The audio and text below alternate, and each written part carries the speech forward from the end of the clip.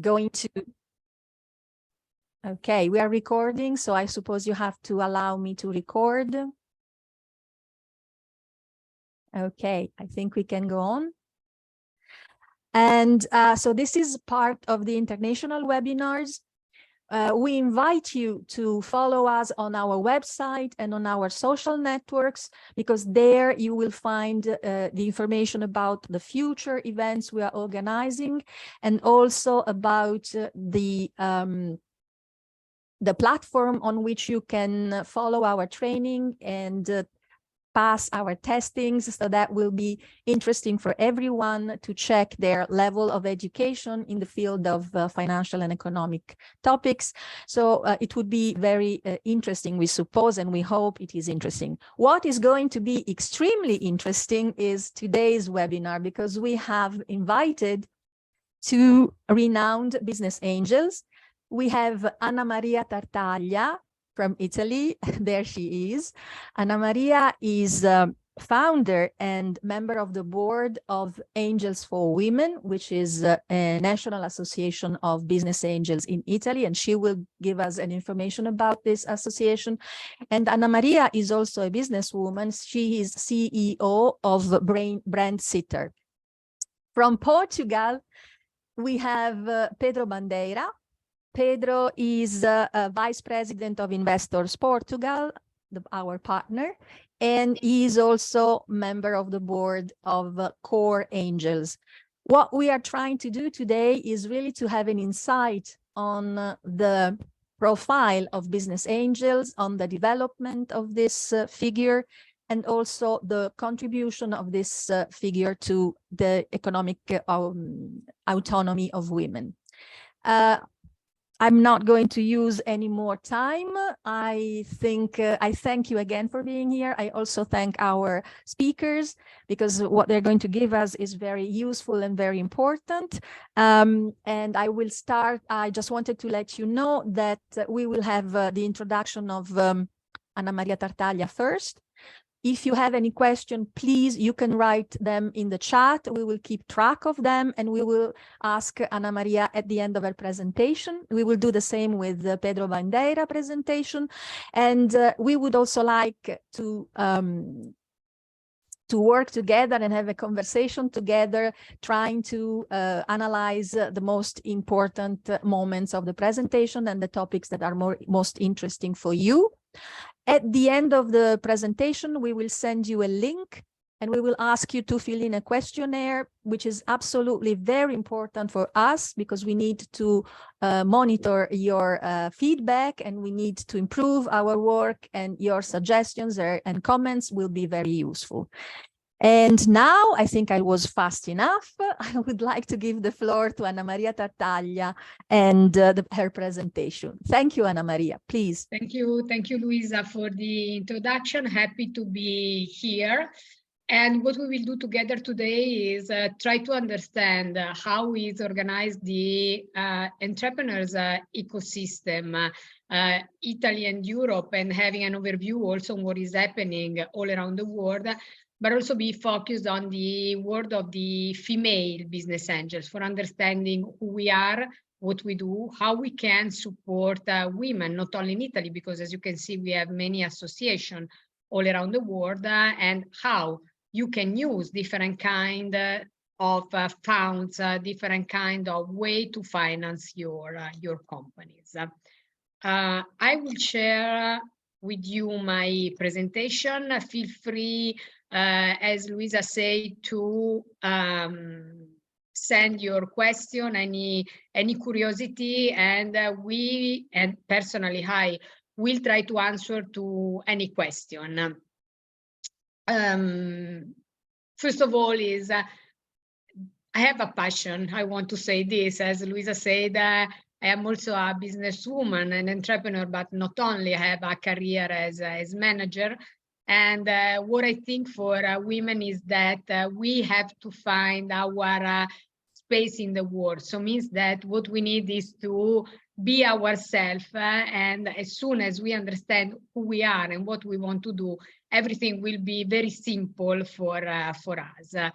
I will share with you a little video for understanding that the idea of investing in women and any kind of women, any gender of women, it's very important for other kind of people all around the world, famous to one.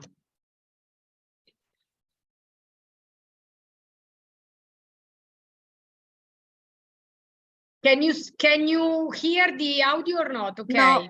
No. Is the reason why I say to you. Yeah, Okay? you should. I am doing this. I'm doing this. Okay.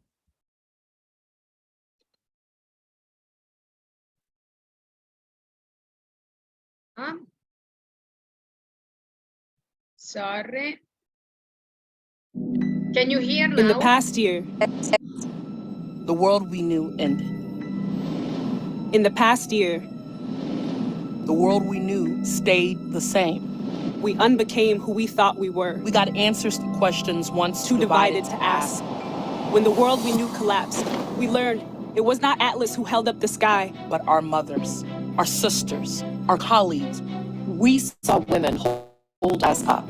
Despite being displaced from the workplace, we saw women look up from teaching, parenting, farming, dreaming, and say, we've been the backbone and the front line, the bread makers and the breadwinners. We brought most of us into this world and have been working to keep us here.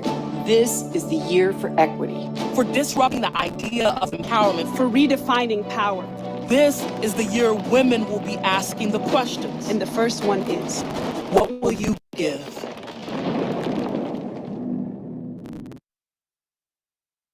The reason why I started with this is because it's clear that not only we as business angels, but many foundations, many other associations, many other people are convinced that investing in women will improve the worldwide situation. And also we need to continue to understand what is happening in our country, in Italy in this moment, but also all around the world.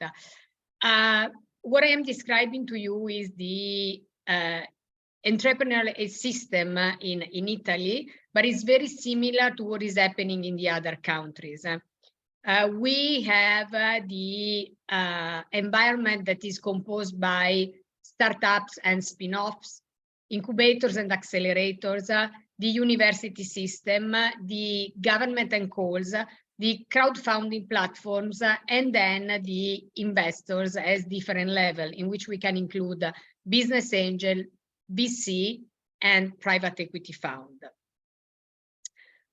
Why I am starting from this kind of introduction? Because into the reality, when you decide to launch your activity and when you try to understand in which way you can organize yourself, incubator and accelerator could be one of the right place where you can find support and where you can find a range of services and resources that will generate for any kind of company the opportunity to be well known on the market and to have a sort of exposure in front of the potential investors. Actually, the situation for us in Italy, it's not so simple as I discussed before with Pedro. Why? Because the quantity of startups that are actually incubated are less than 4,000, and the majority of them are located in the north of Italy. And north of Italy means in some specific region. We have an interesting numbers of incubators. In Italy are more than 230, and they are certified. So means that they are allowed to give you any kind of support, to share with you services, and to be open in front of the startups to work directly with them for raising money from different players on the market. As I say to you, the situation is very different when you analyze the north, the center, and the south of Italy, where you can see that the numbers of players that are concentrated in the north of Italy will represent the majority of the Italian ecosystem, and the same is exactly for the startups. Here you have an overview of some incubators in Italy. As I say to you, you can find, if you digit incubators and accelerators in Italy, the ranking and the list on who they are, what they do. In some cases, they are linked to universities, as I said before. Some of them are specialized in social, environmental, some other in technologies, some other in digital. So means that if you are interested in understanding who they are and what they do, you can find a huge and specific list only digiting and asking on Google names of incubators and accelerators in Italy.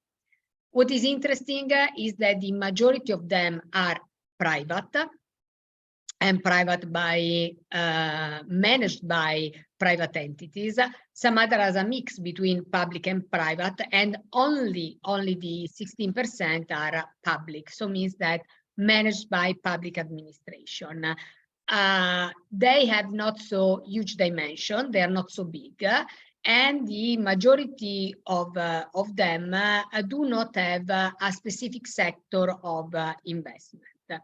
So means that you can find support on different areas of specialization.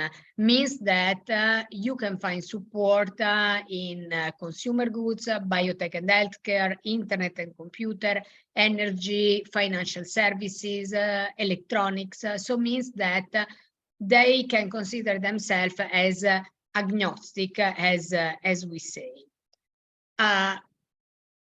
Compared to the situation of the technical players on the market, the situation in Italy for the innovative startups is very interesting. We can count actually around 15,000 innovative startups. What is important for us, and as you will see from the other slides, is that the situation is not different in Italy compared to the other countries.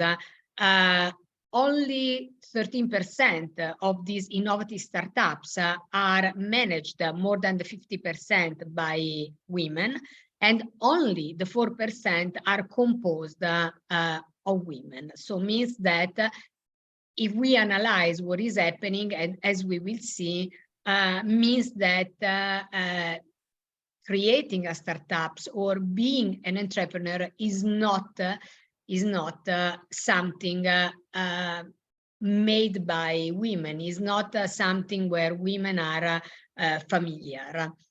Again, the situation into the innovative startup ecosystem in Italy is based on the fact that the majority of our innovative startups are located in the north of Italy, especially in Milan, and few of them of Rome, and all the rest are spread out all around the other region. We have a sort of interesting location in terms of startups that is represented by Trentino Alto Adige, where the region invested a lot in creating an innovative ecosystem supporting the enterprise. And here, for example, the density of the innovative startups is very, very high. The other region where we can see an interesting environment are Campania, Veneto, Emilia-Romagna, and nowadays also Puglia, that is investing a lot in this ecosystem. Mm-hmm. As I said to you, startup is not only an affair for women, but is not only in Italy an affair for young people. So means that if we analyze numbers, we can understand that for our country, the situation on the age of people that are involved or the sex of people that are involved in creating their own startups is not based on the majority for women and young people. And this is one of the problems that we have to solve, because we know that working on creating the right environment, working in education, working in supporting women and young people in founding and raising money, we can solve or we can accelerate this kind of problem.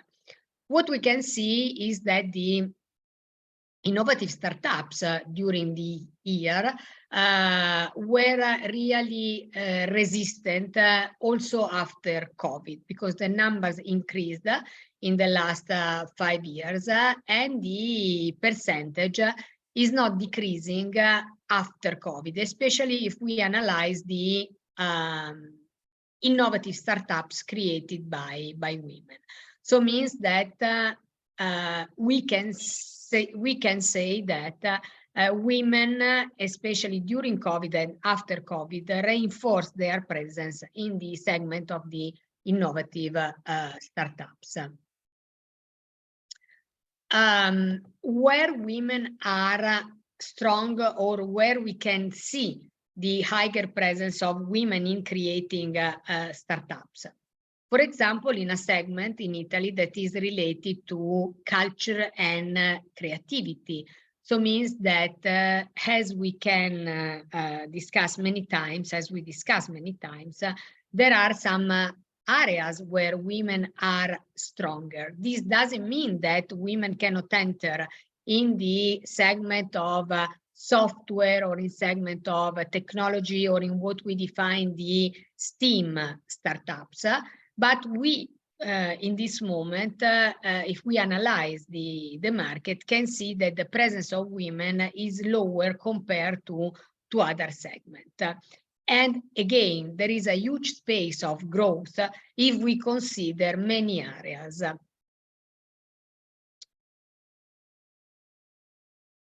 Sorry. Okay.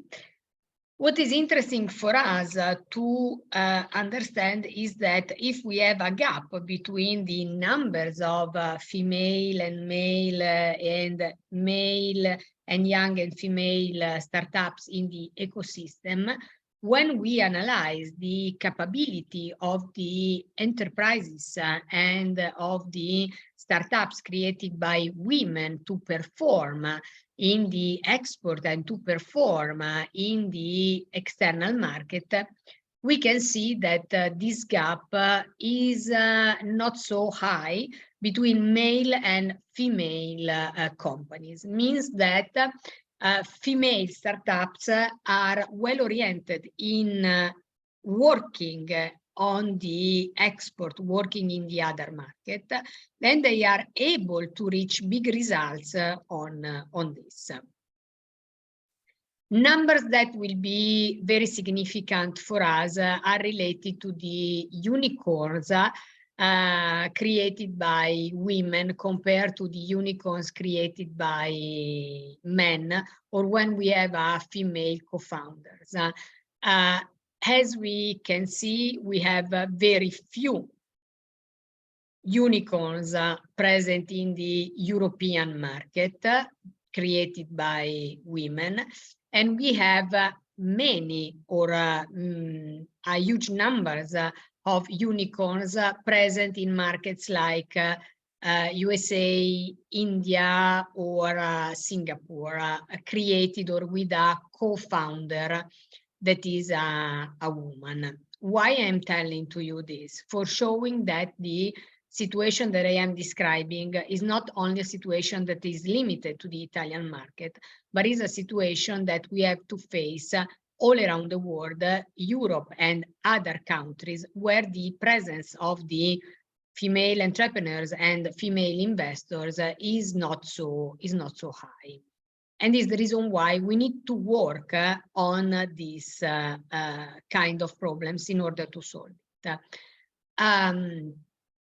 Even if, as I say to you, we have a huge and interesting growth of the unicorns co-founded by women in the last 2 years. So means that as soon as we work for implementing the presence of women into the entrepreneurs, into the some kind of categories of companies, we will be sure that solving the problem of the gaps, solving the problem of some unconscious bias that women face when they decide to open their activities, we can create much more interesting companies in which not only female angels or female investors can put their money, but the global of the investors all around the world can decide to put their money. One problem that we have to face and solve is related to the gender gap. As I say to you, considering what the World Economic Forum said, we need to work for more than 135 years to complete eliminate the gap between men and women, and more than 200 years to achieve the gender equality in the workplace. So means that if we consider this kind of numbers, if we consider what is happening not only in the Europe or in the North America, but we include what is happening all around the world, we can immediately understand that the gender gap and all the bias that are related to this gender gap are one of the most important problems that we have to solve if we want to encourage women in investing in their own activities. What I am showing to you is the situation, for example, in Europe, where you can see that 6 of the top 10 countries in the global ranking, including 156 nations, are from Western Europe. So again, what we have to consider is what is happening in the world and where we as Italy or Portugal, you can see in these numbers, are positioned. We are here, Italy and Portugal, discussing together what is happening. As you can see, Portugal is in a better position compared to Italy in terms of gender gap. Italy is only in the 63rd position, even if in the last 3 years we have gained significant position. But we have a long way to do if you want to reach, or if you want to reach the top 10 of this list, or if you want to be comparable to the best in this list that are represented by countries coming from the north of Europe. We have seen the situation of founders in Italy, but I am sharing with you the situation with founders in Europe. Again, the majority of these startups are founded by all men teams. Even if when we consider what is happening in the last year, the percentage is decreased from 67% to 64%, and what we call the mixed team means teams composed by men and women are increased in the last years, and you can see that the situation in Europe, compare Italy, for example, for the all-female teams, is more than double. The medium average of the founders is 30 years old, so means that again the founders are not so young, and as we've been discussed, in many cases are people that have previously other kind of experience, and the majority of these startups are founded by 4 or 5 people. Why? Because as you can understand, will be very difficult to manage a business when you have only a single founder with a unique kind of expertise. So means that when you decide, and this is what we suggested, to be an entrepreneur or to open your own startups or to open or to work on your own business, the better thing is always to identify other people that will be expert in some segment where you have some gap, where you have some lack, and convincing them to work with you on your journey. Where we can see the top 4 and the bottom 4 in terms of female founders in Europe. There are some categories where women prefer to create their own companies, and where we have the major presence of women entrepreneurs in Europe are companies focused on clothing and textile, chemical and plastics, food and education.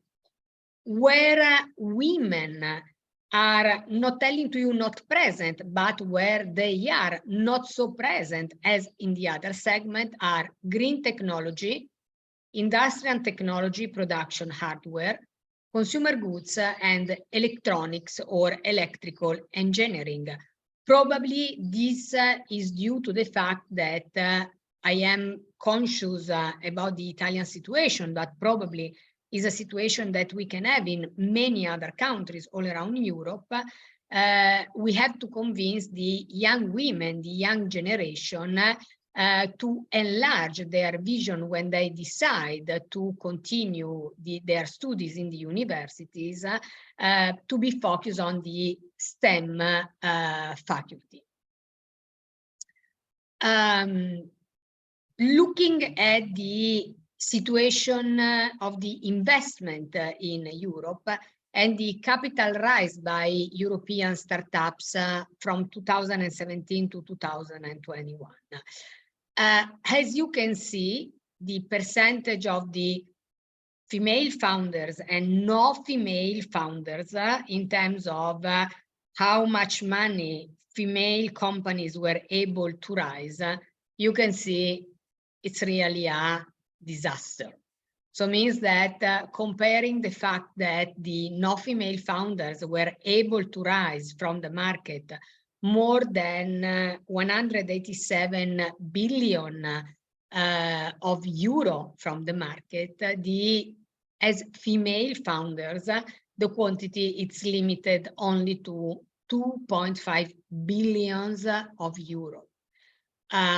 And is not better the situation when we consider the European VC activity involving startups where you have 1 female founders, or when you compare the situation where you have no female founders. So means that the question is how we can build a bond with the investors when we are female founders, how we can work for eliminating a list of biases that we need to approach if we want to convince investors, not only women, but all the investors on the market, to put money on female founders company.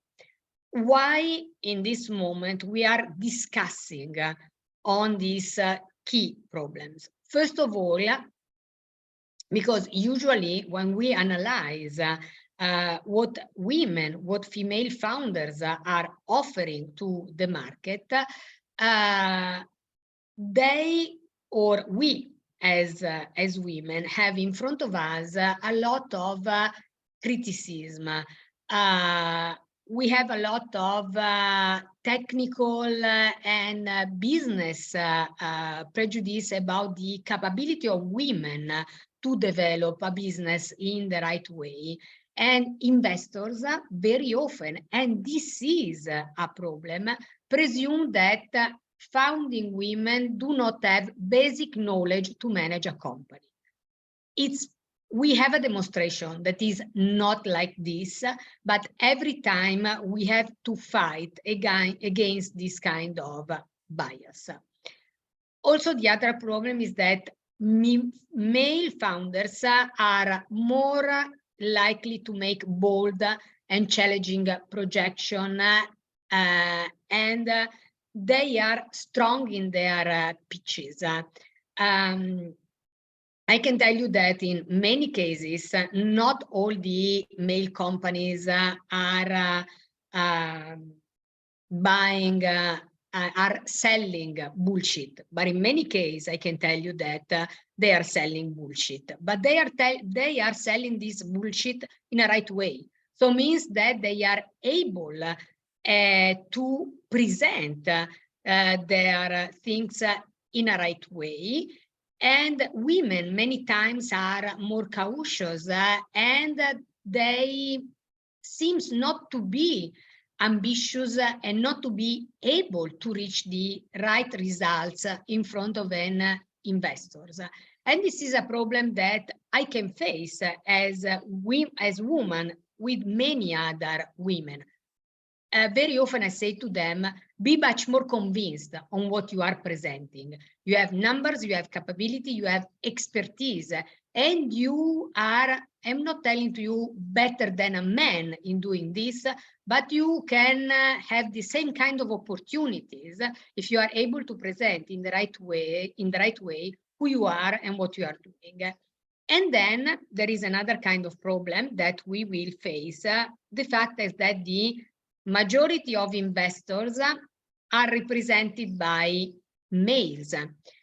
And in many cases, as I showed to you before, this kind of investors, this kind of male investors, have little familiar with the products and services that women have brought to the market. So means that many times women and female founders are able to create services and products that will solve problems that they face in everyday life.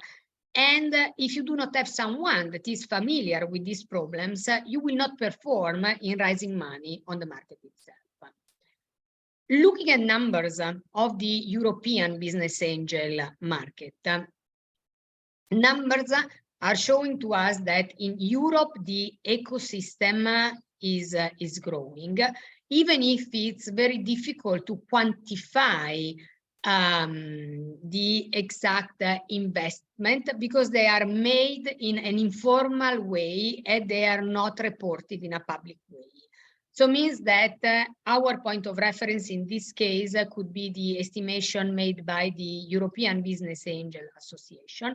And we can say that in Europe, officially, we have more or less 350,000 business angels. What is the situation? That many of them are in business angel association or club, and these business angel association are able to create a critical mass in terms of capital, expertise, and connection.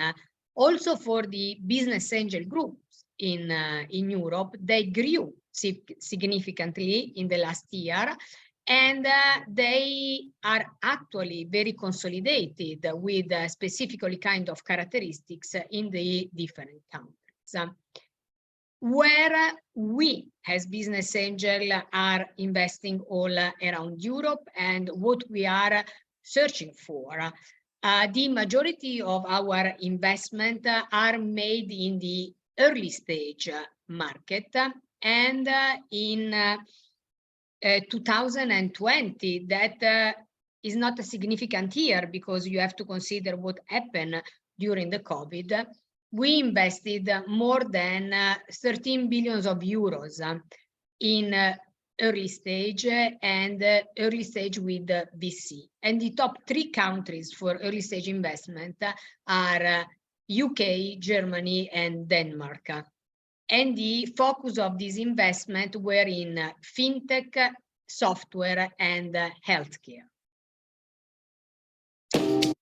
I switched this because if not, we have no time for discussing about the Angels for Women and presenting to you the situation of the angel investment in Italy and what we are doing for the startups.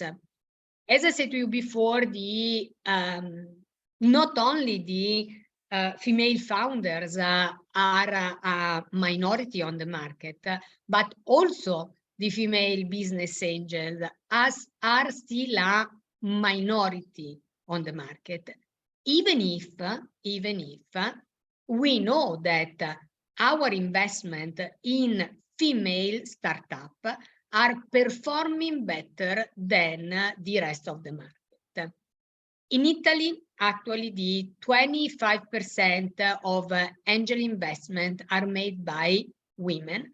And as I say to you, the performance of our investment compared to the male one are giving to us better results. In the USA, for example, for giving to you a benchmark of a female group of investors, Golden Seeds is the best business angel group in the USA last year. So means that it's not impossible to be female investors, and it's not impossible to invest in female startups and reaching good results. Here you have an overview of some of the major groups of women's business angels all around the world. As you can see, we have many groups in different countries.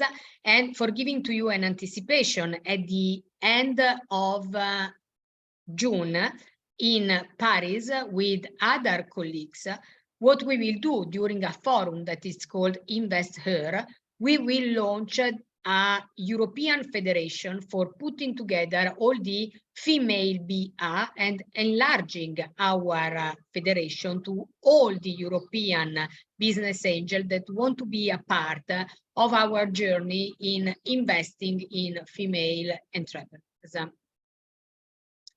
As female investors, what are the sectors where we are putting the majority of our money? As you can see, are software, fashion, food and water, human life, health, internet, supporting the areas related to biotechnology, children. So means that, again, there are some segments where we invest. This is not related only to the Italian situation, but is where female business angels are investing all around the world, and are much more related to the areas where we can find female founders. We want to enlarge our presence in other segments as soon as the female founders we will present in this segment of business. Italian situation, how many we are, and you can see how we are covering the territory. The global numbers of business angel in Italy are 1,500. Only 15% are women. You can see where we are located. The medium average, it's very high. We have in our network people that have a medium average of 50 years. This is not only for women, but is globally the situation of the investors in Italy. 70% of the business angel is located, again, in the north of Italy. We prefer to co-invest with the other groups, and more than half of the business angel population in Italy is associated or it's inside business angel group or inside club. We have a few percentage of the experienced angel, so means that people with more than 10, 15, 20 investment. And what we are doing in this moment is to convince people in investing in impact in terms of impact investment, in terms of economical and social impact on the territory and the startup itself. In 2021, in Italy, as Business Angel, we invested more than 93 millions of euro.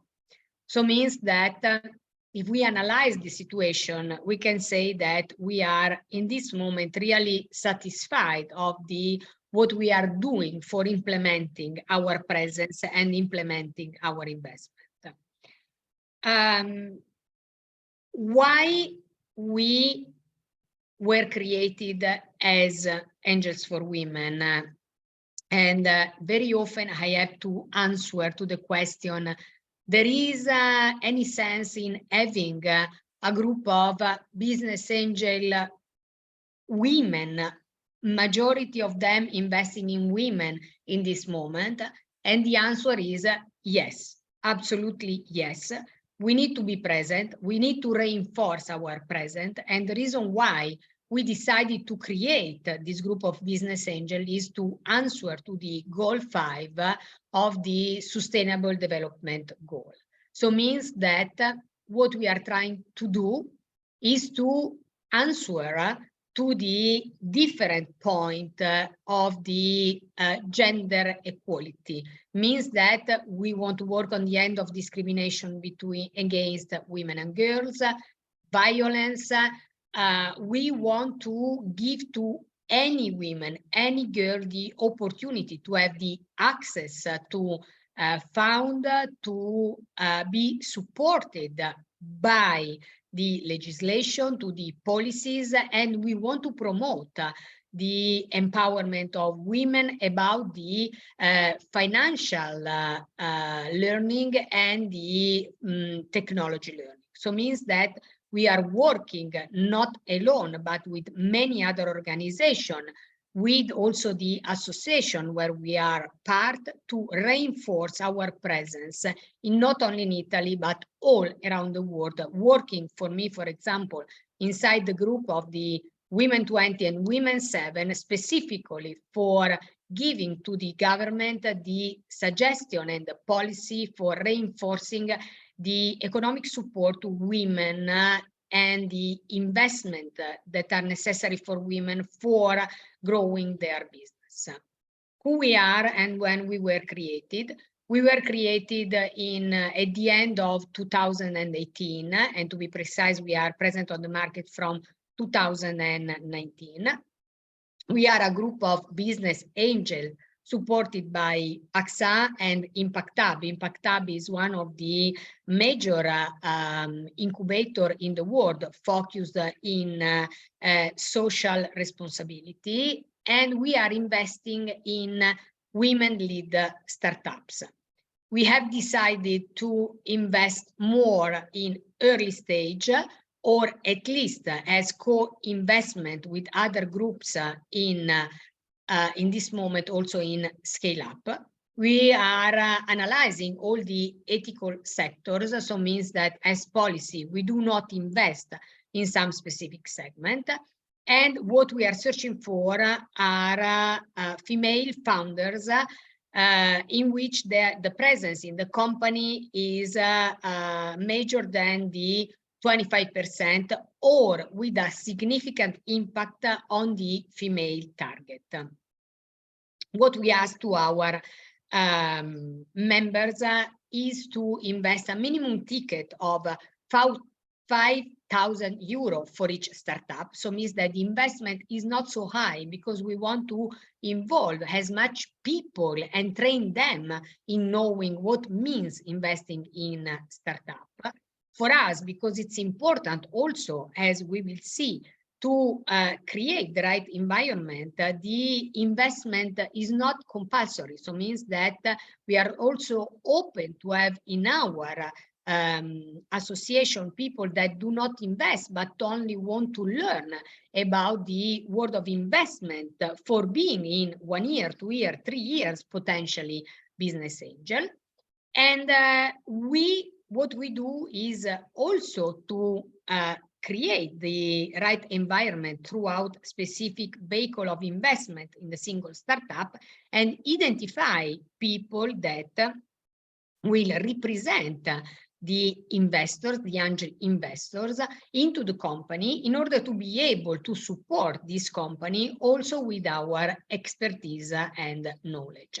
Actually, I can tell you that inside the Angels for Women, actually we have more than, numbers are not so updated. We have 75 business angel. And as you have seen, the Italian numbers means that the majority of female investors are into Angels for Women.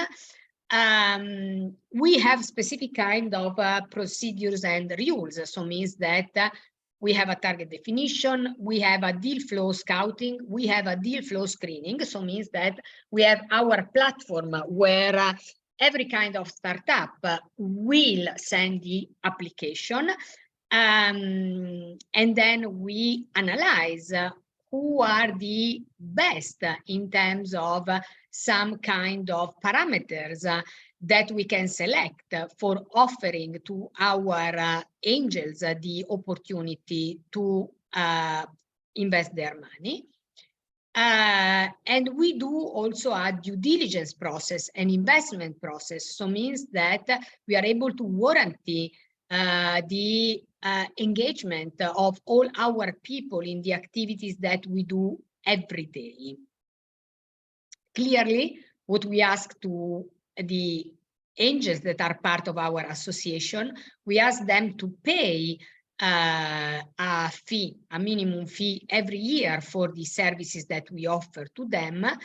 And we have a procedures for the member admission in order to evaluate the kind of people that will join us and have inside our portfolio of angels kind of people with the best expertise that we can offer to our startups. We have many partners on the Italian system. So means that we work with other business angel association, we work with the Italian institution, we work with the universities, we work with many programs that are selecting startups. We work with equity crowdfunding players. We work with institutions like Cassa Depositi e Prestiti in all their funds. And what we do is also to create the right environment for investing in startups.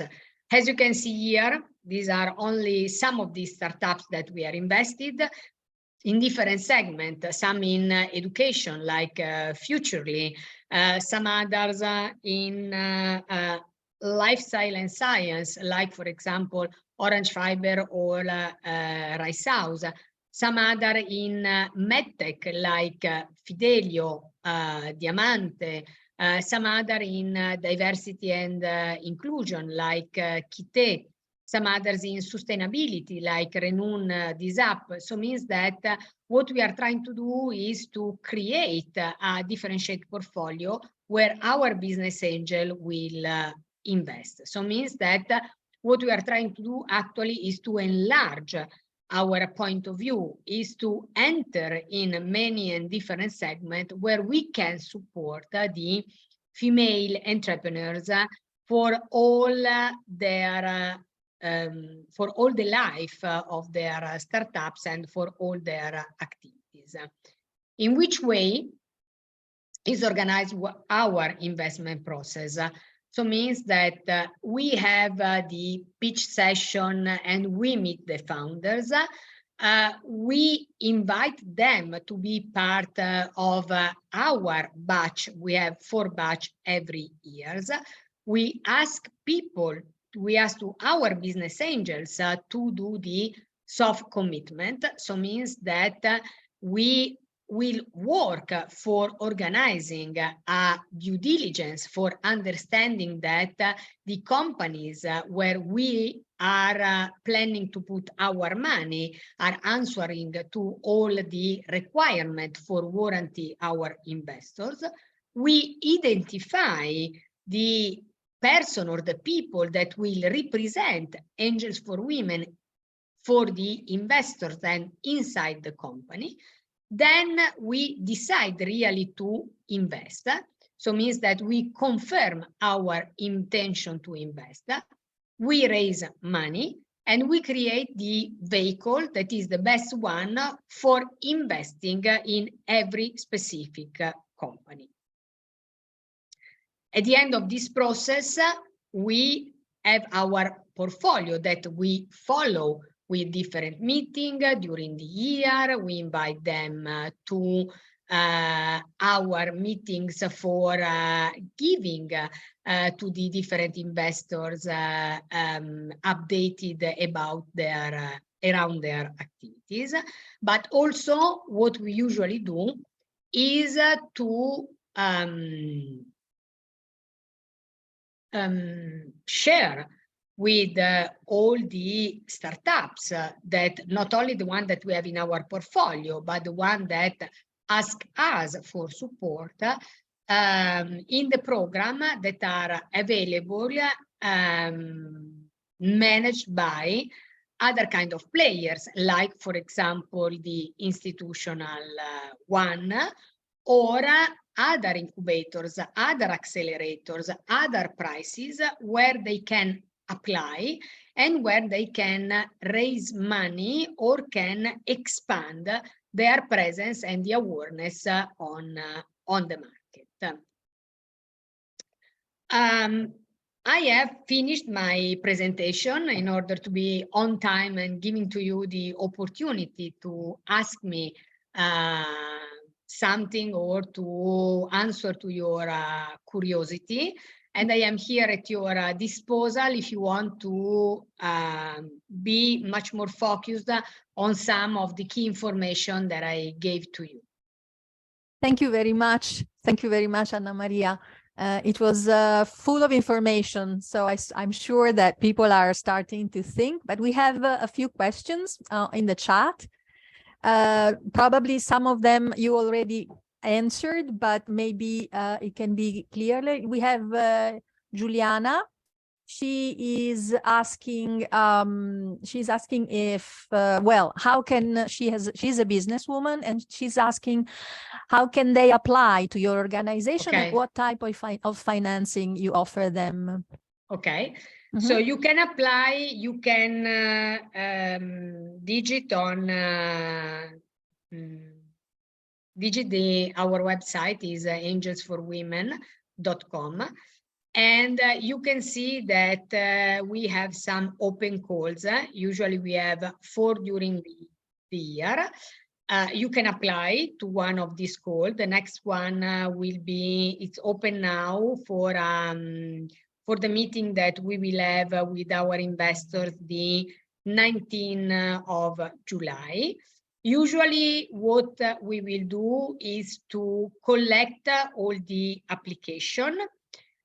We have inside our organization different verticals, so means that we have experts in different areas. We ask to them to select on our platform the application, to give us a feedback. At the end, 15 days before the official meeting that we have with our business angel, we have selected more or less 6-7 startups. The screening committee will meet them, will go deeply in their presentation, in their financials. Then we select 3 of these startups for the meeting with our angel investors. During this meeting, we ask to them to pitch and to present their startups and their ideas. At the end of this, we ask to our business angels to give a soft commitment, so means to give the availability and the disposability to invest money in these 3 startups. And then if we raise a significant amount of money, we create, before we do a due diligence for confirming that all the characteristics, all the numbers, all the things that the company has presented to us are in line with our expectations, then we create our vehicle and we invest in this startup or in these startups, investing money, and in exchange, we will receive a percentage of equity. This is the way in which we usually act. If we decide not to invest because we do not raise a significant amount of money, what we can do is, if there are business angels that are interested in investing in a separate way, we get in contact, this business angel, directly with the founders. Or, for example, if we identify a startup that could be interesting but not ready for investment, what we can decide to do is to follow this startup with some mentors, or suggesting them to apply to other programs where they can grow, and then to be back to us in a second moment or in a successive moment where they can be ready for our investment. There are several questions. Some of them are repeating the same topics, but there is one which is interesting, because what are the key factors that determine success of women-funded enterprises in your experience? Okay, first of all is in terms of success is team and execution. These are the 2 keys. Not a question of being a female founders or a male founder. First of all, you have to consider idea, feasibility of your idea, team, and then execution. And also, and this is a problem that is much more related to women, you have not to be perfect. You have not to search for perfection, because if you wait that your idea will be implemented in a perfect way, you will lose all the opportunity on the market. So means that you have to start, try, fail, and again, restart, and be able and be agile enough to revert and to readapt your idea. You have to be open to the suggestion and the feedback in some cases that could be or should be also negative from some of your investors, potential investors, or from the market. And you have to be able in a short time to readapt your idea to the needs of the market and the opportunities offered by potential investors. And this is what you have to do. It's not a question of male or female. It's a question on how you want to implement your business and if you want to create a successful business. Okay, there is also one question from Carolina.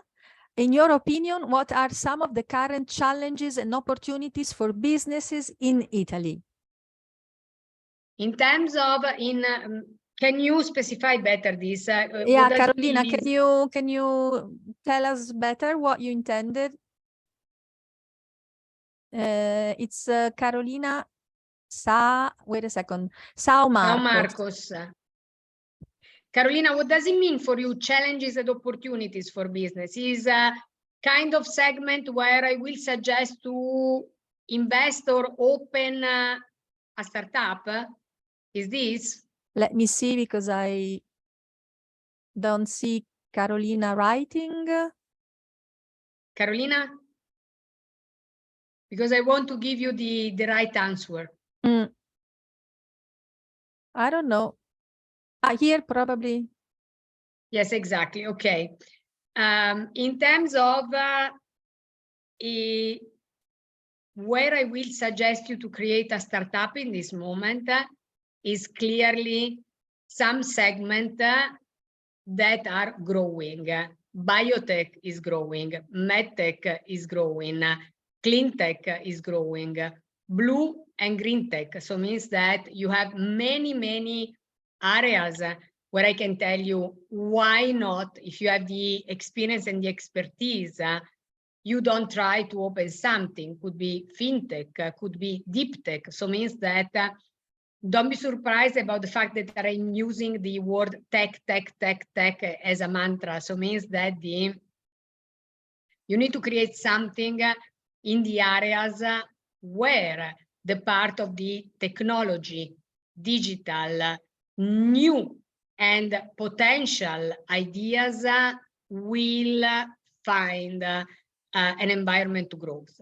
On the other side, what I can say to you is, why not, and this is not a question again of being women or being men, the part of the social and the impact is fundamental.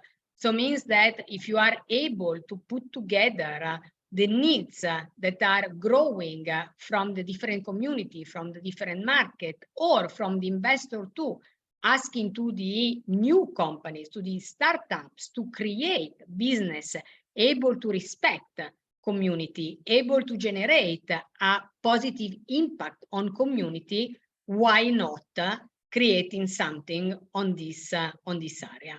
And this is what the market is asking, but also where the investors are evaluating to put their money.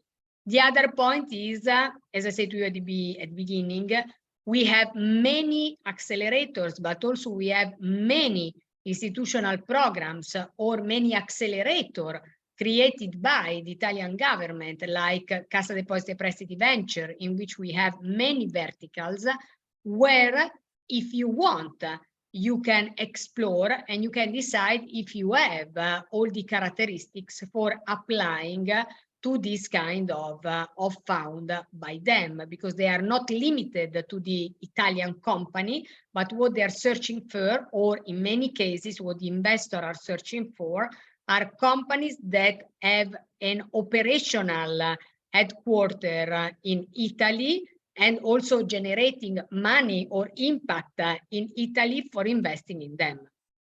It's not important if you have your legal headquarter all around Europe or out of Europe.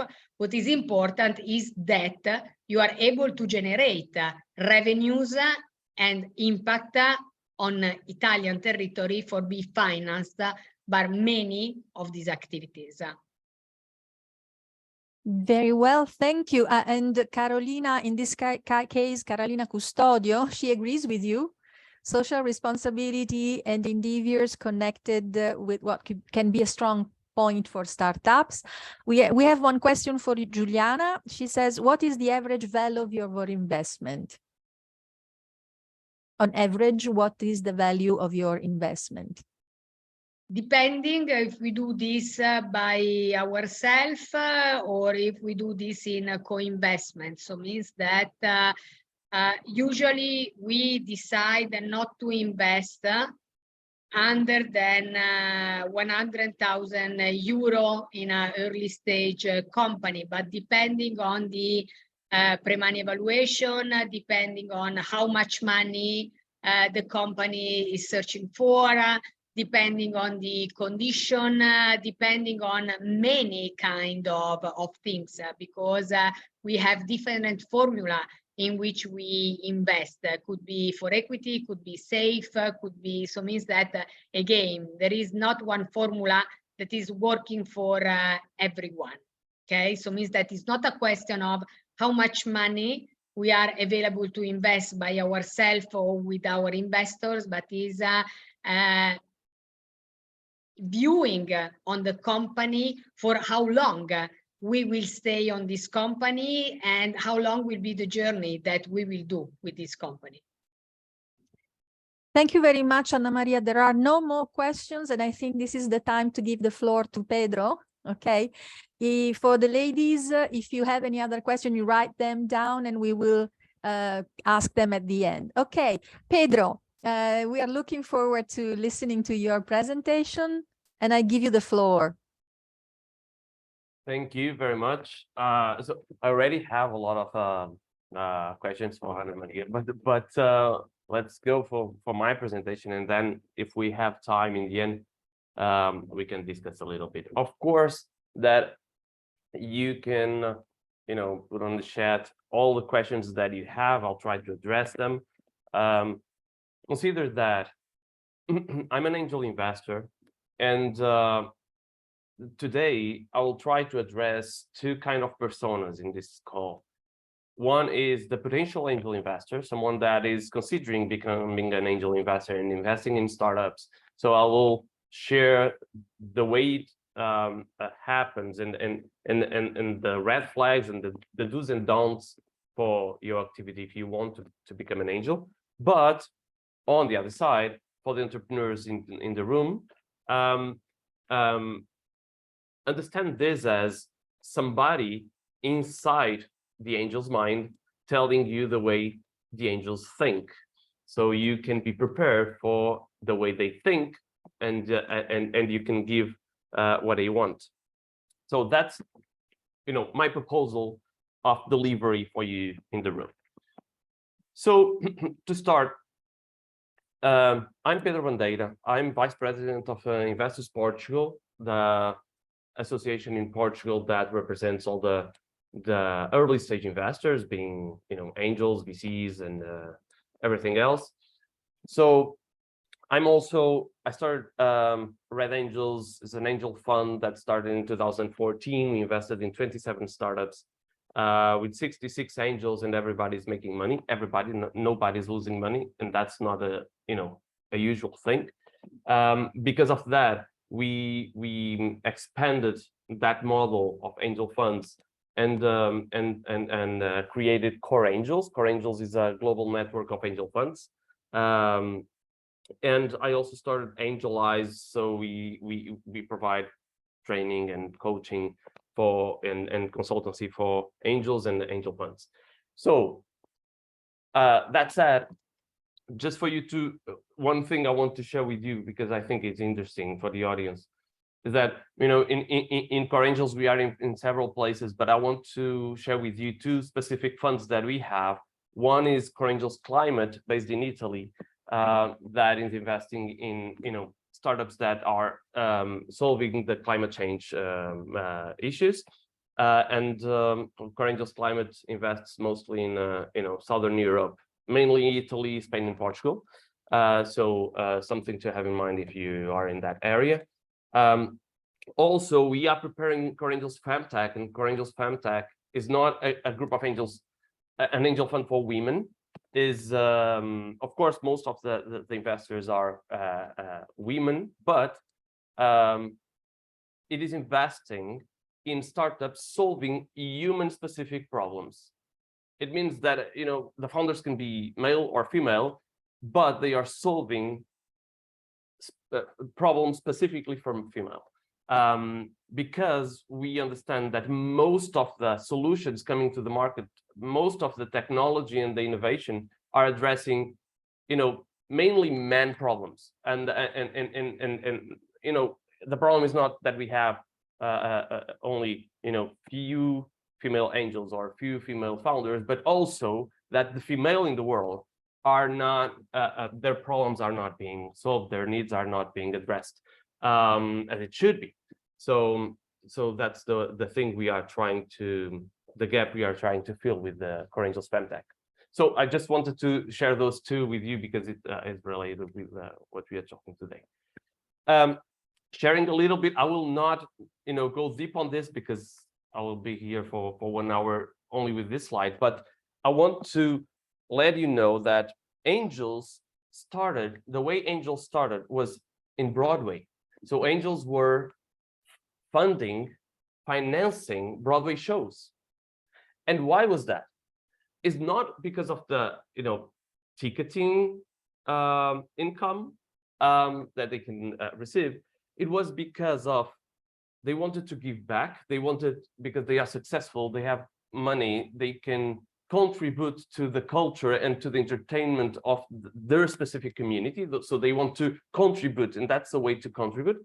Another thing, they want to be recognized socially as an elite, as somebody that, you know, is contributing to the other, so he's making the good, but they also wanted to be in the first row in the shows, and they wanted to have access to the backstage and to have private conversations with actors and producers and all the stuff. So it is not a financial, the way Angels started is not a financial investment, okay? They put money, okay? It was not called Business Angels back then.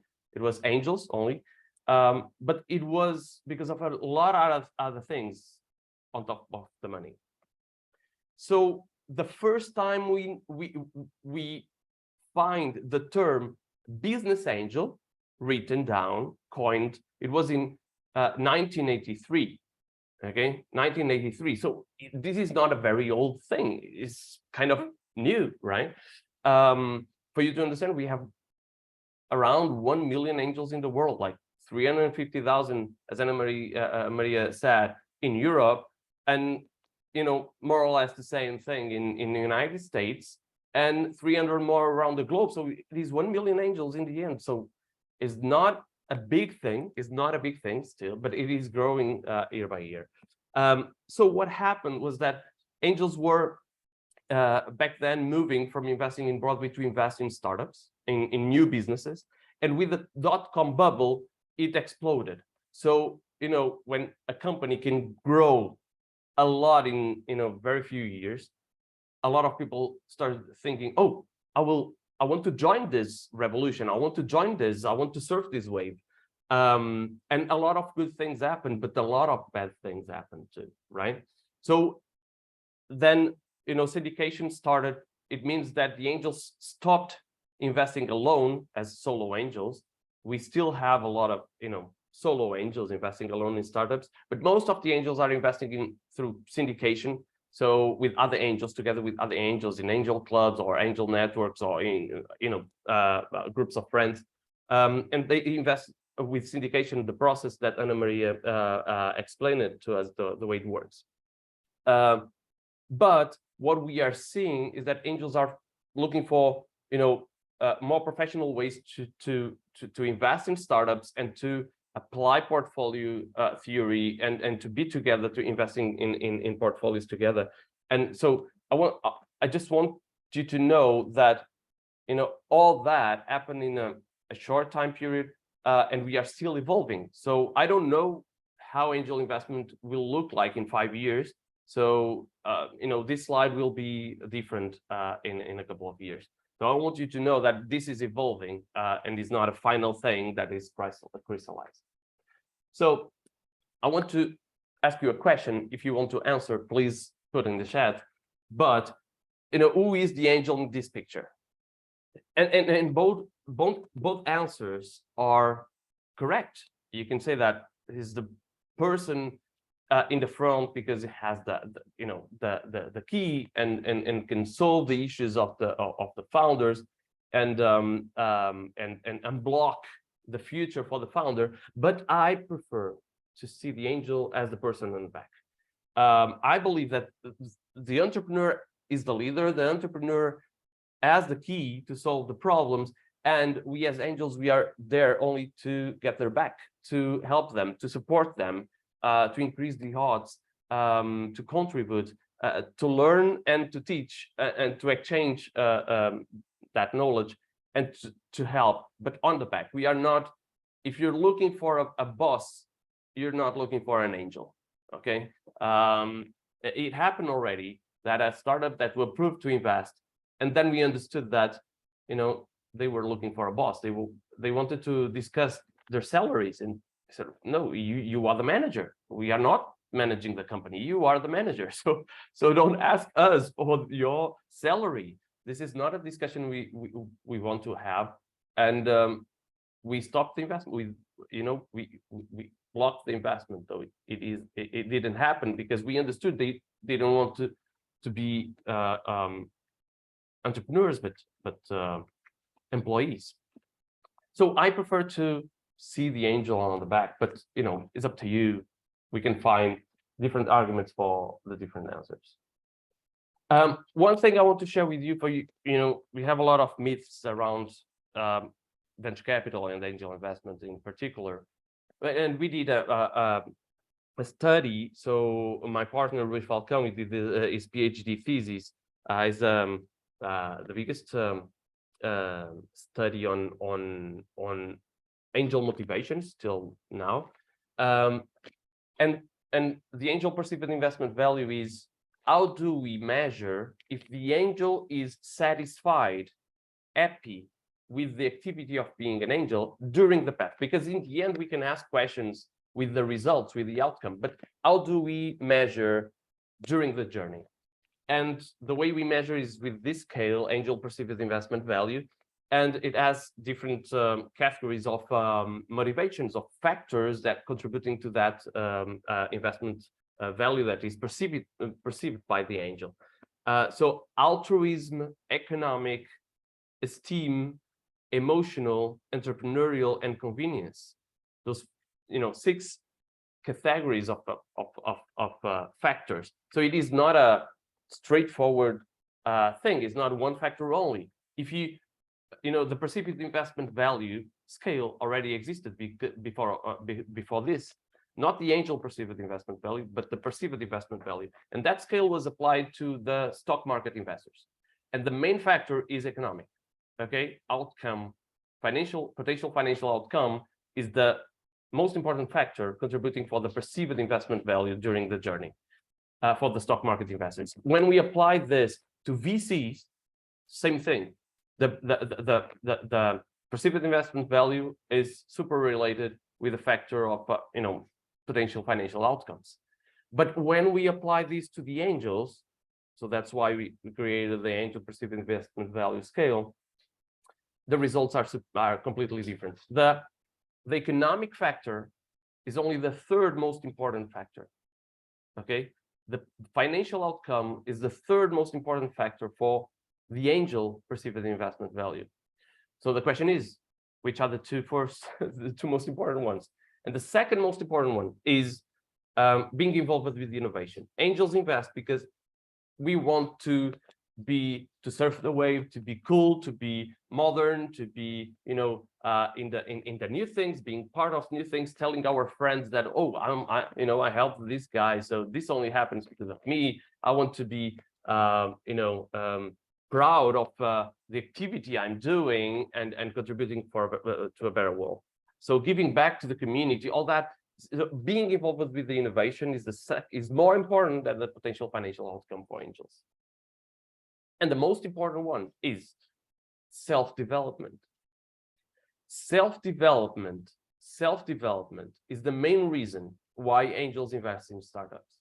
Okay, so angels want to put money on you because they want to learn from you, teach you and learn from you, and build something together. So this is completely different from the VC mindset. Okay, completely different. It's nothing to do. It's a different game. So self-development means that I want to learn new business models. I want to be challenged. Imagine that I have experience of being with the same company for 20 years, and I want to see other things. I want to expand my mind, my boundaries. I want to think out of the box, outside of the box, and be challenged. That's the main reason why angels invest.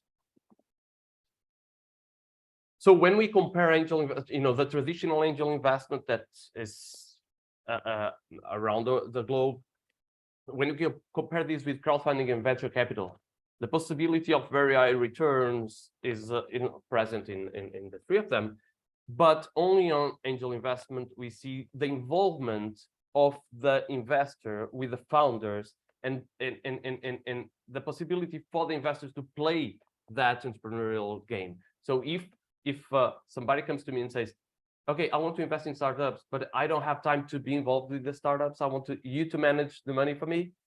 You don't want to become an angel investor. Go find a VC fund and invest in a VC fund. They have a team that will take care of your money and will take all the decisions. But if you want to become an angel, you don't want to delegate that. You want to be part of it. You want to be involved. You want to help the startups to play the game, right? And you can only find that really on angel investing. Then that self-development thing is not the thing in crowdfunding or venture capital, because you can only have that self-development if you have involvement. If you don't have that involvement, how can you, reading the reports from the management team, that's not the way that you develop yourself, right? So you can only take that out of not only of the involvement with the startups, but also from the involvement with the other angels on the decision-making process that we discuss arguments, why to invest, why not to invest. That's also an opportunity for self-development. But the problem with the traditional angel investment is that it is not convenient most of the times. It usually is not, we are becoming more professional, but it is usually, more amateur. So if you can find in a lot of places the definition of angel investors being the informal venture capital, the informal, investment in startups, and that informality is not a good thing in my point of view. So we must be close to the startups and maintain that involvement, but being professional and formal. And usually angels are not using applying the portfolio theory. It means that most of the angels in the world invest in 1, 2, 3 startups, and then they get frustrated, and then they quit. So we call them the tourist angels, right? Because they come, they play a little bit, and they go out, and that's not sustainable. So the angels must be happy with the activity to not only to invest more, but also to call their friends to become angels, right? That's why it is so important for us to understand the motivations behind the angels and that angel perceived investment value. And portfolio approach is a way of diversifying and guaranteeing that you can have, you increase your odds of success. So some trends that we see now on angel investing is from solo angel to investing in groups. So instead of myself, I want to invest in this, cherry picking the startups, I want to invest in this or that, we see more angels investing together as a pack. So with that shared experience, with that decision being made not by each one, but as a group, with a group decision, and that opportunity for self-development with group learning. But another trend that we see is that angels are investing more in portfolios. So they can create more impact because they are investing in 20, 30 startups. They can diversify and lower the risk. So those trends that we are seeing on the angel market, it is evolving. As I said in the beginning, the angel industry is not done. We are learning, and we are, developing new things, new way of doing things. With that in mind, it's very important. You can ask, so if the angels are investing as a group, so they become a fund, a venture capital fund.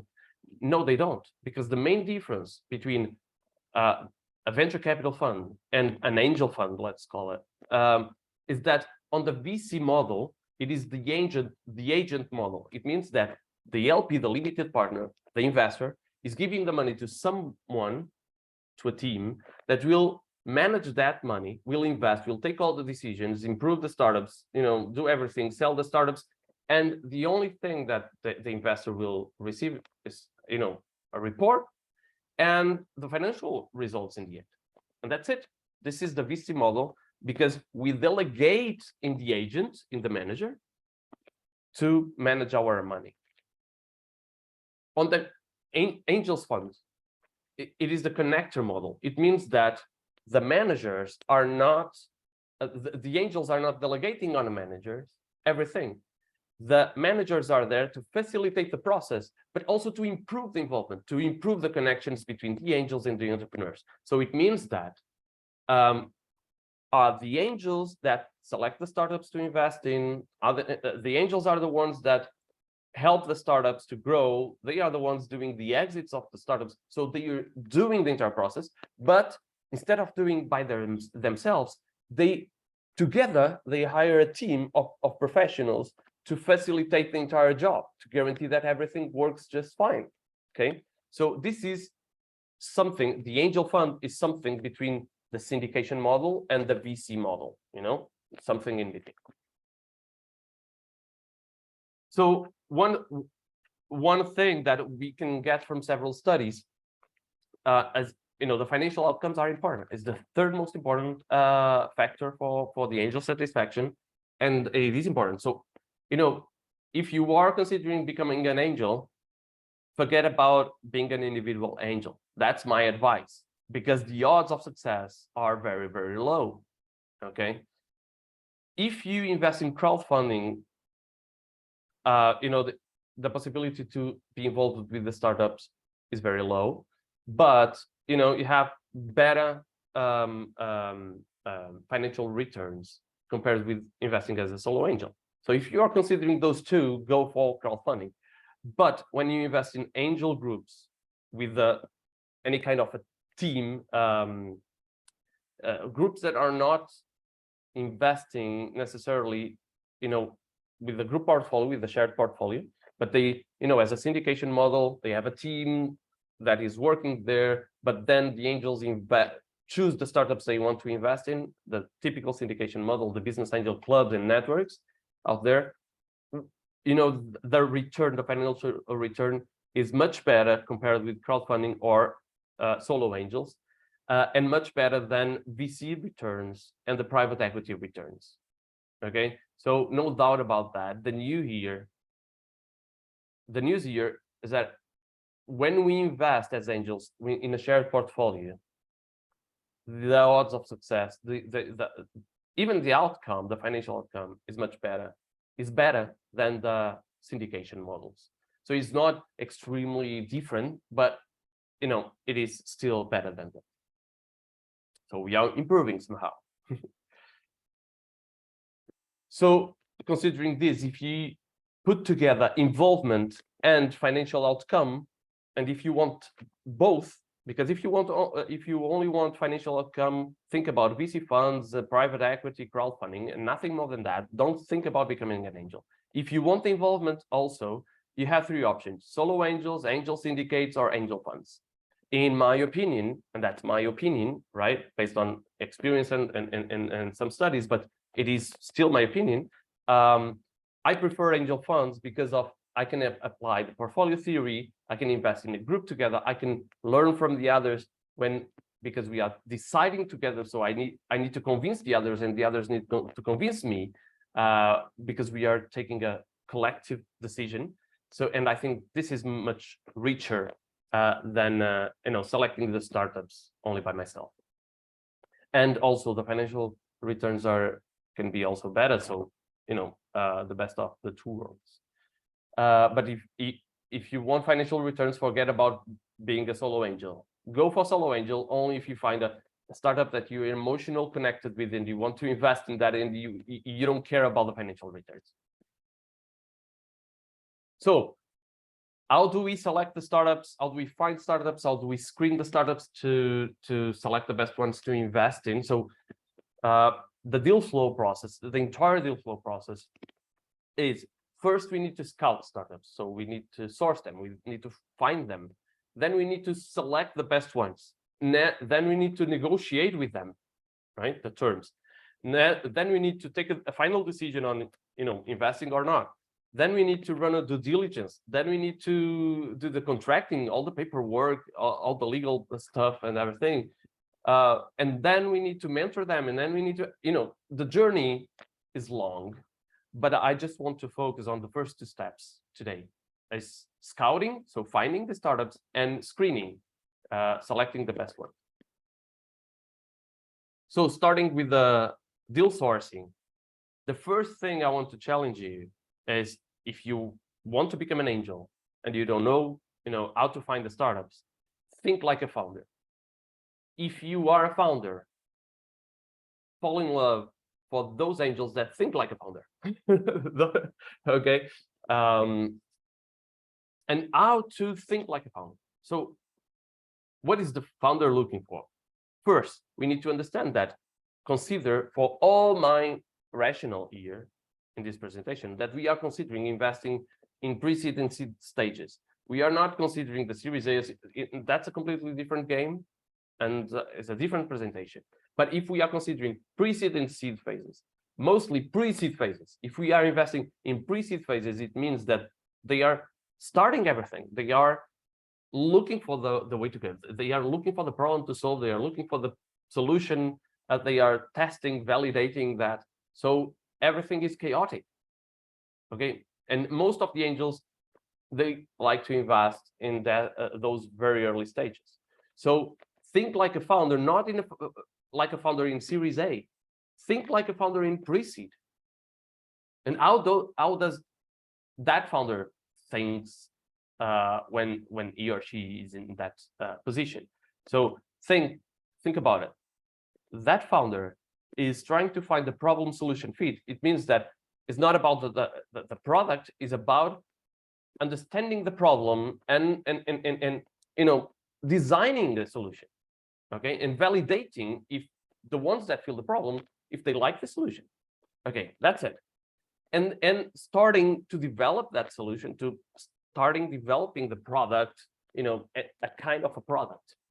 So we are still in that phase. If we are in that phase, how does that founder thinks? Which are the main things they have in their minds? This is a cool picture because, when you are starting, you just register your domain for your website and you already think, okay, this is happening, this is real. No, it is not, right? This is a very simple thing, but that's the way a founder in pre-seed thinks. Every small step is a big step, is a huge step. It's the first time that founder is doing that most of the times. So, is it a new world that is opening? So be with them if you want to be an angel investing in pre-seed. Be with them on those things, and don't be pretentious that this is too simple. I have no time to spend with this. My mind is valuable enough not to spend time with this. So that's not the thing. If you think like that, you are not in a good position. You don't want to become an angel. You don't want to invest in startups in very early stages. You want to become an angel in very early stages if you love to be with the startups in that chaotic moment. If you love to discuss the things with them, if you want to discuss the brand and discuss the name of the company and discuss the problem they are trying to solve, of the solution. If you want to be part of that game, if you want to be part of that process, you can become an angel. So think about it. A founder is usually thinking big, trying to find co-founders around, getting some training because a lot of new things are coming to their minds. They want to get exposed, so they go to events and everything. They love to pitch the dream. They love to tell others what they are building, what they are doing, what they are designing. They are thinking about how to design the business model, so the problem and the solution and everything in between. They are talking with potential customers to understand the pains. They are finding that problem solution fit. They start playing with some financial planning, but it's not really financial planning, it's playing around with numbers. And that's what it's supposed to do. It is not supposed to build a financial plan in this phase, okay? It is not supposed. So a financial plan is important when you already validated the guesses. So if you are still validating, you don't have those facts. So you will build a financial plan based on guesses, and that's not cool. So forget about really financial planning. You're just playing around with the numbers just to find out in a broad picture, in a big picture, if it makes sense. They are thinking about building the product, going to contests and awards and things like that. They are in incubators, acceleration programs. They are in founders events and parties. They are bootstrapping. They are finding ways to make money in between to maintain themselves, or to buy something that they need for the company, because most of the times they really don't have the money to do what is needed. So you need to think like this. If you are not interested in thinking like this, you are not interested in becoming an angel. Okay, so I just wanted to highlight that product market fit, because we are not looking for, and the founders should not be looking for something that, gets traction from the beginning. Usually the traction is very low, but it sustains. A lot of times, if you see something with very high traction, it will come to zero someday, because it is not the problem or the solution that is solving the problem that is making them to stick to the solution, but it's something else, the marketing, the message, or something.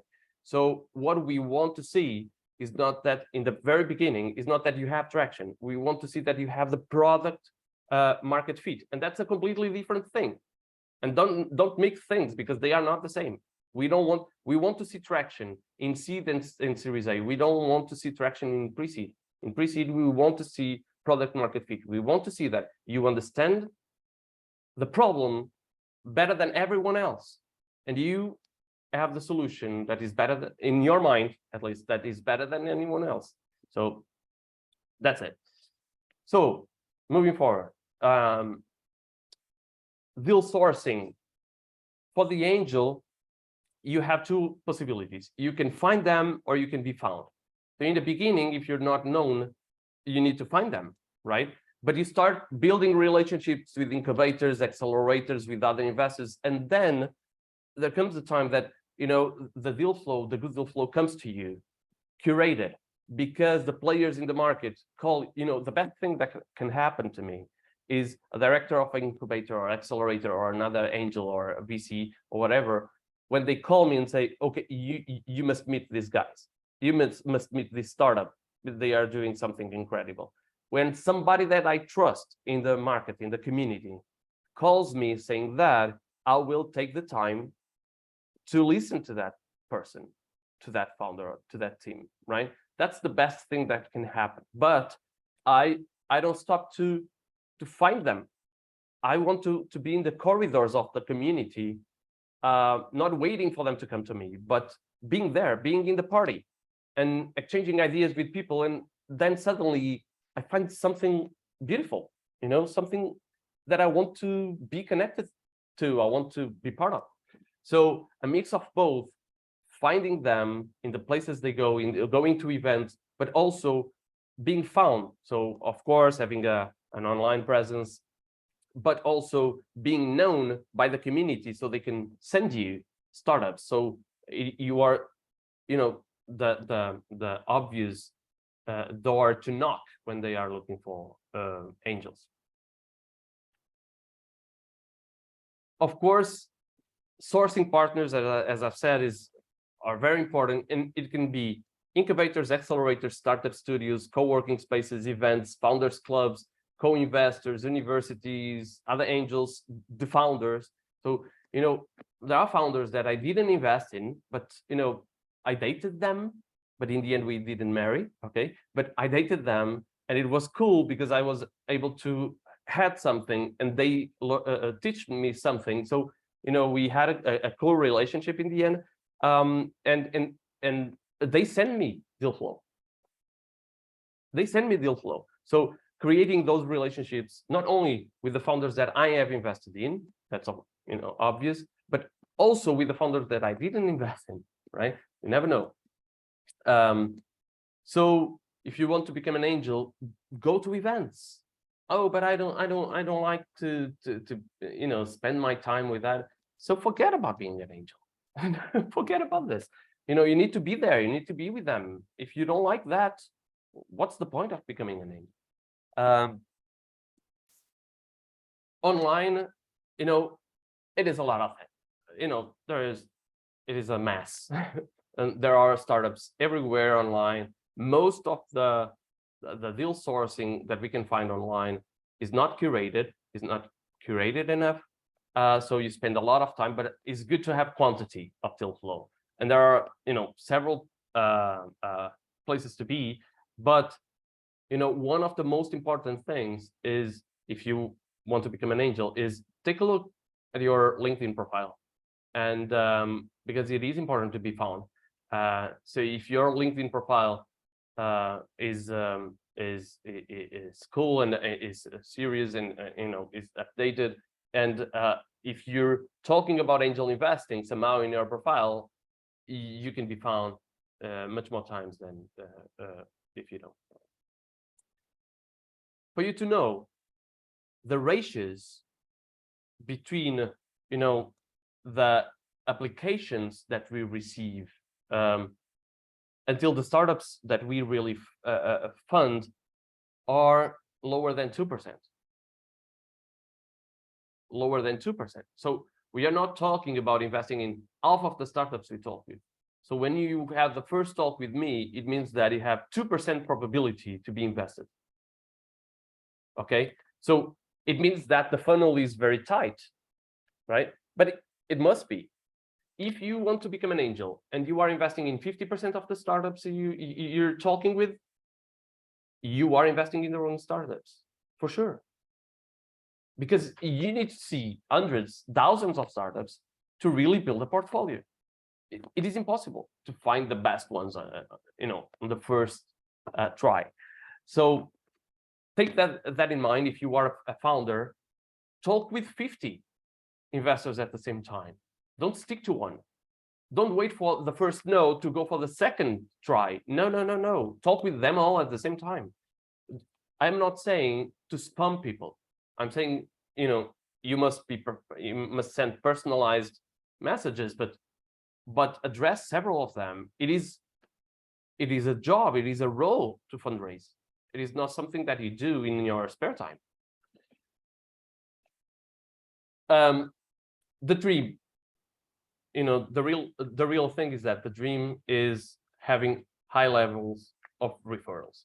Most of the times I'm going to the events nowadays, not in the beginning, but nowadays I'm going to those events because I enjoy it. I want to be with entrepreneurs. I like to share ideas. I like to contribute and to engage.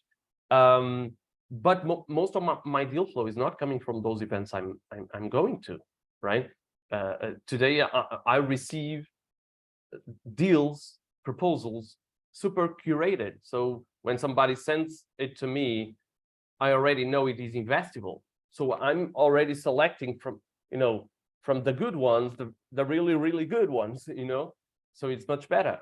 But I still like to be in those events. But when you can build that high level referrals network, that's very, but you can only build that network if they have good experiences with you. So if you show that after they sent you a startup and you give them feedback, you invested in the startup and you help the startup is happy with you, they will send you more startups, right? But it's not only because you are in the events. Of course, you need to build a good reputation in the community to have access to those high-level referrals. Talking about screening in a super fast way. Okay, I will only address two things on screening. Screening is about selecting the best startups to invest in out of the entire scouting pool. So I will address two things: what to look for in a startup and the red flags that I run away when I see them in a startup. Okay, so for angels that are starting, I think this is interesting to understand the do's and don'ts, but also for the founders, what you should do and what you should do not. Okay, so what to look for in a startup. First thing, and Ana Maria already mentioned that, is the founders. Okay, the founders are the main thing, the main reason why you invest in a startup. Mainly when you are investing in very early stages, because you have nothing more to stick to. It is all about the people, right? Even on later stages, you can argument that it's all about the people, but in the very early stages, you have no doubt, you only have the people. You have nothing more than people. So, this is the most important thing. That's why usually I date the founders. It means that for me to marry, I need to spend time with the person to understand if it makes sense. And don't laugh, Juliana, because I'm saying it is a marriage, because it is a marriage, because it is like 10 years, 12 years. most of the marriages are not going that far. So you know, it is really serious. It is really serious. So the founder is the most important thing. The team behind the founders. So, and not only, you know, the key people that they select, but the way they select people, what they value on the people they select. How do they choose the people to be next to them? Okay, it tells something not only about the team, but also about the founders. You know, what they value in the people that they want. If you see a founder that is, you know, a super special person, but is only hiring or bringing to the journey people around him or her, so friends, close friends, it is very it is not normal that your friends are the best people to be with you in the startup. It is not, you know, which are the percentage of that? So the probability. So, you know, the founder that is going out there and finding the best people and convincing the best people to join, that's the founder I want to invest in, not the ones that play the safe game. Okay. The problem, much more important than the solution in the very early stages, the problem is the main thing to look for. Is that problem important enough? Is that pain hurting enough the ones that feel them? You know, this is the most important thing. If you have a founder in the team that can, you know, address it, if you have a cool problem to solve, a very important problem to solve that a lot of people feel and it really hurts, then you have a good opportunity. Most of the startups I invested in until now, they are not doing the same thing they sold to me. They are not. They change, they pivot, they you know, they are doing a different thing because they were able to learn with the market and to change things. So I want to find the problem, and what I usually say is that I love a founder that is passionate about the problem and not someone that is passionate about the product. Because when you're in love with your product, you're trying to find a problem to solve with our product. That's not what we want to see. I want somebody that is passionate about, in love with the problem that he or she is solving, so the product can change, the solution can change. If I find that there is a better solution for that problem, I can change the product, but I don't want to change the problem. Okay, then the market opportunity, the key figures, if it is trending or not, blah blah blah, the market potential size.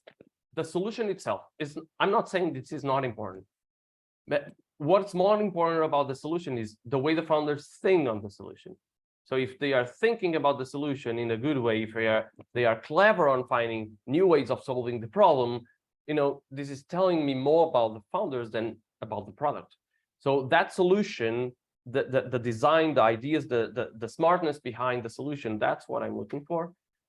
If the idea is innovative and not, you know, anything, something that I Google and I find 10 startups doing the same thing. That competitive advantage, that uniqueness, the product, if they already have a product, if it works, if they are good on delivering, the traction that, as I mentioned to you, it makes sense in a, you know, more later stages inside the early stage, but it is important in the beginning, but, you know, that feat is more important. So the scalability, if I can see these going around and with the costs not growing at the same pace as the revenues, the timing, if this is the right time to do this is a very important factor that I usually discuss with the founders. The exit plan is not the most important thing, but it is important to understand, if the founders understand that if you want to be invested by angels or VCs, you are not building a company for your children. You're not, you know, this is not a family company. This is something to sell someday. So if we must be aligned on that.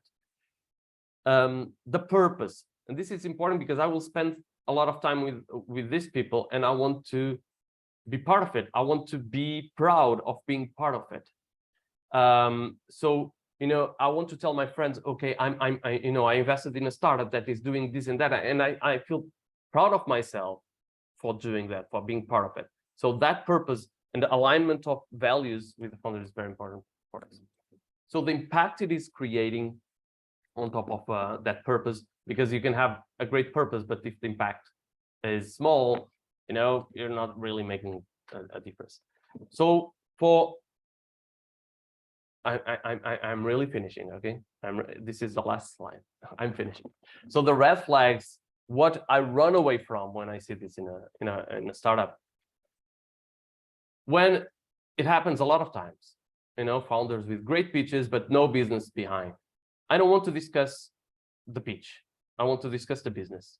So the pitch is very good, is a very efficient way for me to receive a lot of information in a small period of time. But then let's discuss the business. And sometimes I fall in love for the pitch. Oh, this looks perfect. But when I start discussing, I see no cleverness. I see no smartness. You know, the people behind the pitch cannot think, cannot discuss. So if they can't, you know, they will not face the several challenges that will come. They will not find good solutions for the problems that will come. So I don't like that. So that's a red flag. Talent retention policy. I'm not saying a written thing. I'm saying the way they think about this, what they value in the people that they want to have around them. If they don't have a talent retention policy, if they never thought about it, it is already a red flag. You know, they don't have to have the ultimate answer to this, but they have some thought. They must have some thought on this. They thought about it before my question. If they didn't think about it, it's because people is not that important for them, and I don't believe in that.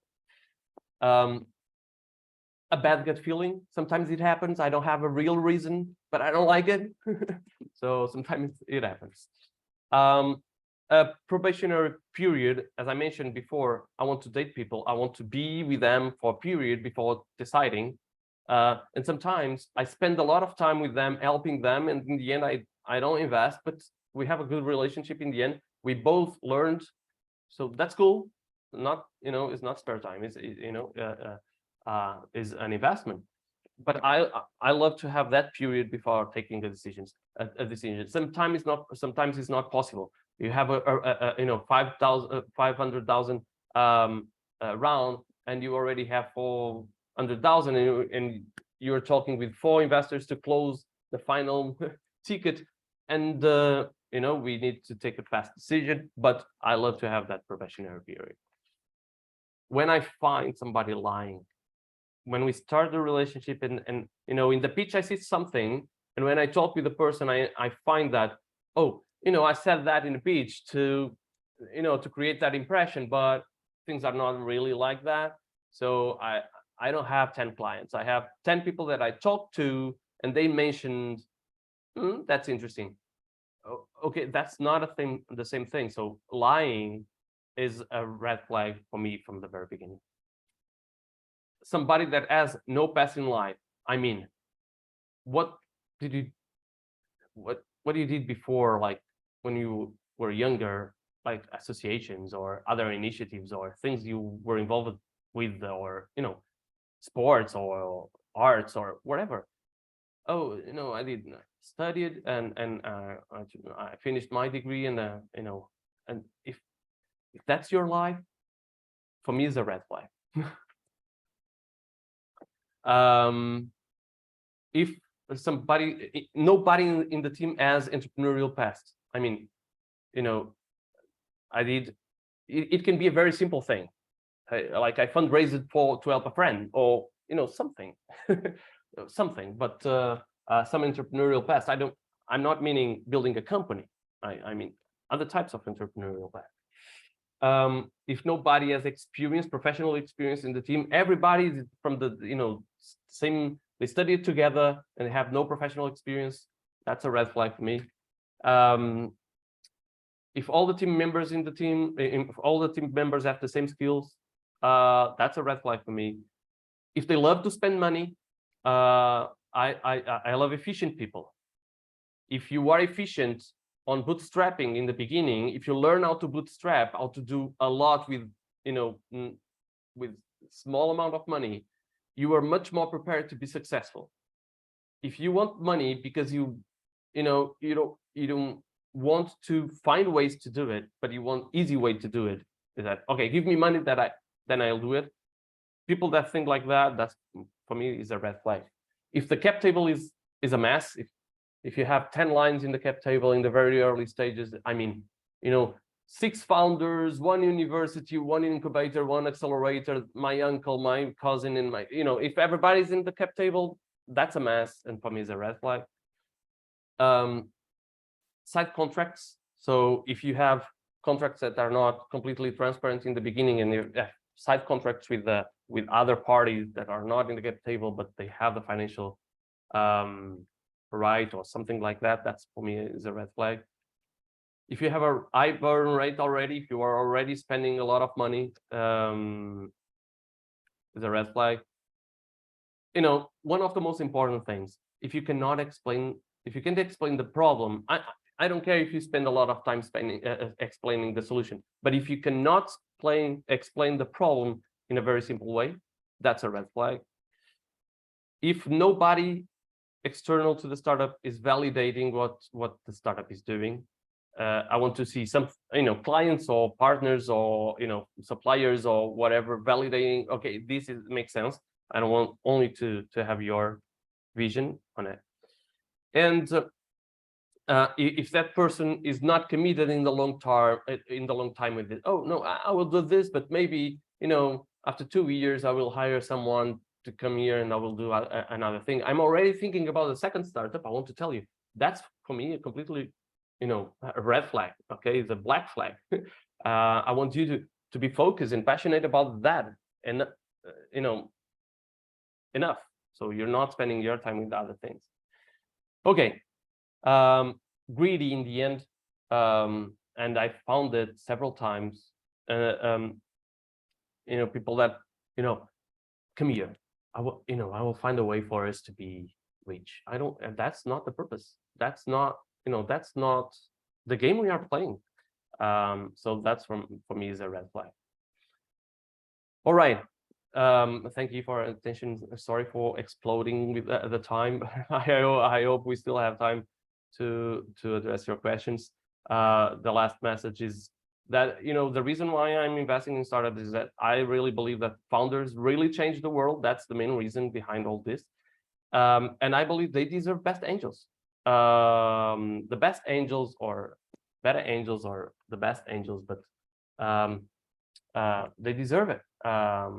That's why I'm dedicating my time, my life, to improving the way angels invest. Not only to help angels, but mainly to help the founders. And that's it. Thank you, Pedro. Very, very interesting. Thank you very much. You were also very fast, and because we have Anna Maria that is supposed to leave, and I don't see her. She left already, no, she is. Here she is, Anna Maria.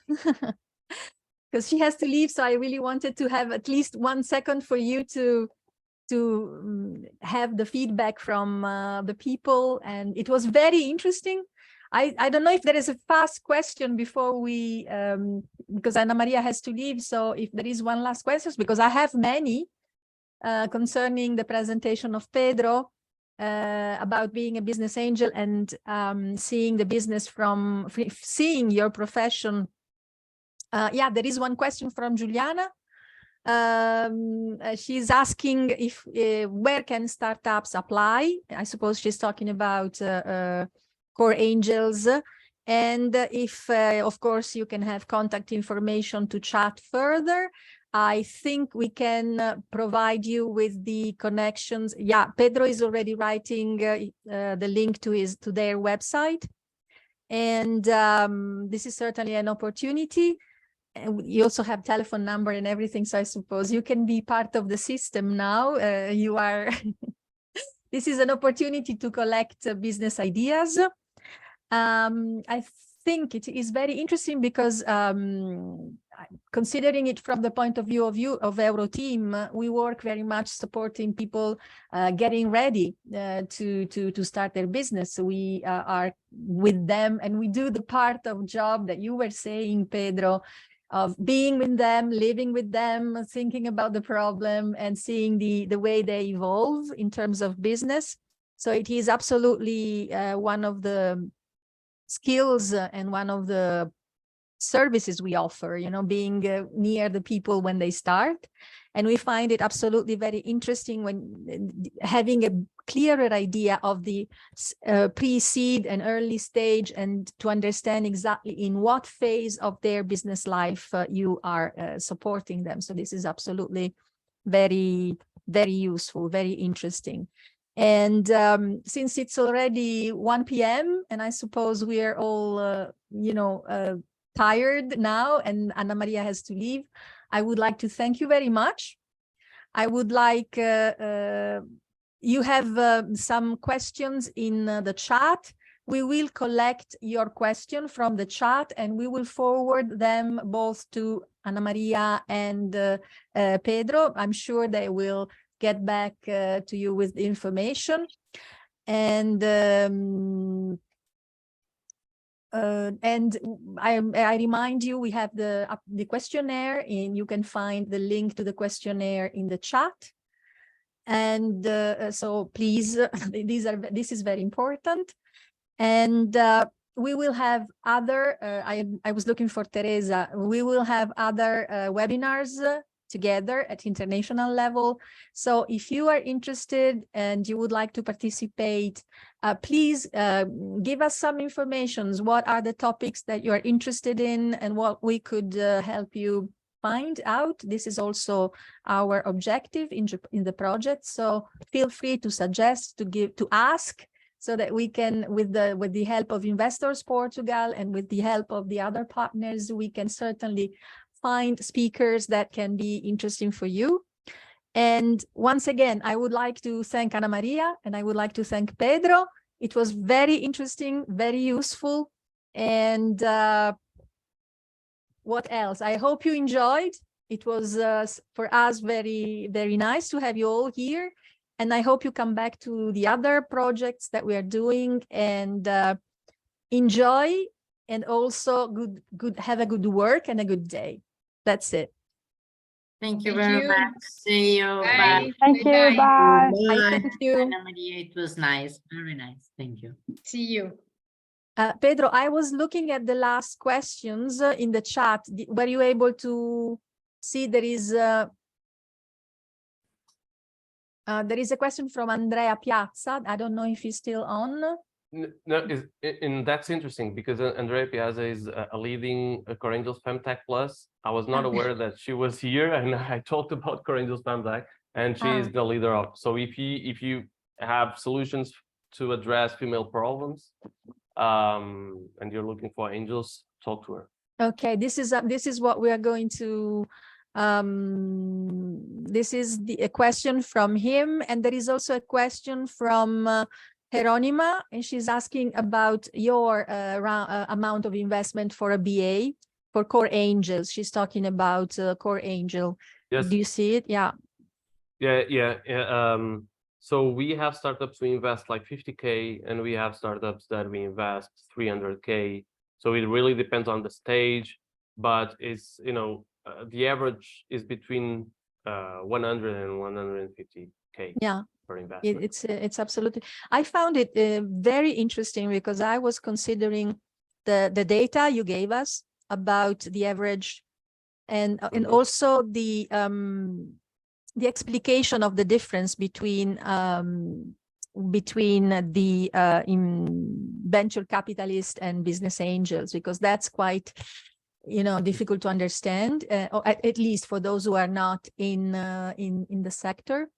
And also the information about what you're looking for in a business. That was absolutely very interesting and very concrete, because very often, especially in some incubators, they insist very much on the pitching, which is, of course, absolutely important. And it's important to know how to pitch.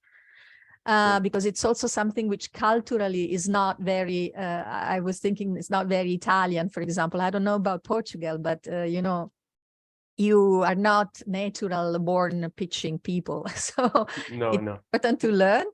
But we But we are getting better. We are getting yeah, better. we are getting, yes, of course, because we are all creative. So Latin countries.